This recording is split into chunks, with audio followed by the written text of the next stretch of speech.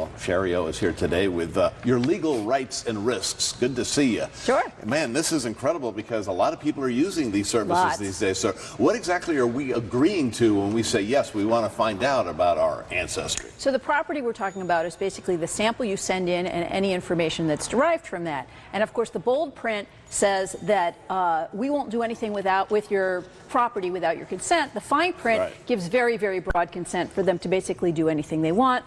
The bold print says you still own your property. The fine print gives a license, a very broad license, again, for them to do virtually anything they want with your property. One of the things they do, John, is to sell and share it. You don't know what companies they're selling it to, how they're going to monitor or protect your property, or what those companies are going to do. They're certainly not just testing for your ancestors. They're testing for all kinds of other things.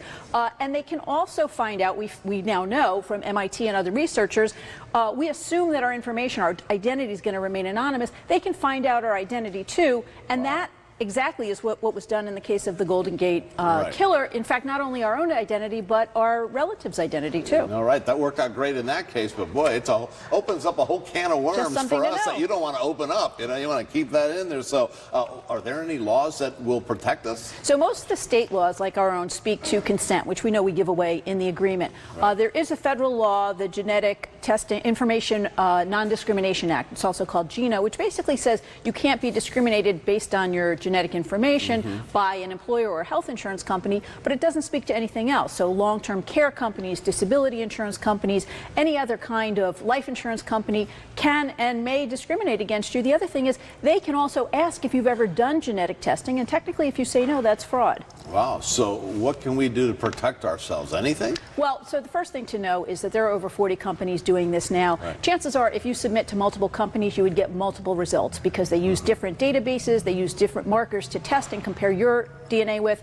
So just know that you should take this sort of with a little bit of a grain of salt. The second thing is you can revoke consent. So if this is something you're concerned about, you still want to do the testing, it makes sense to go ahead and do the testing. As soon as you get results, send a letter legally revoking your consent. We don't know if you can enforce that or how they're going to follow it, but at least it's something. All right, legal aside, I mean, is it expensive to do these things? And that's the thing. Because they do sell and share our information, they generate a lot of money that way. And so they're able to keep the cost to us down, usually to under $100. Wow, so it's a trade-off like everything else. The point here, as with anything else we talk about, is you have to live your life. Just be aware and go in eyes wide open. Right, be careful. No perfect solution, but just stay informed.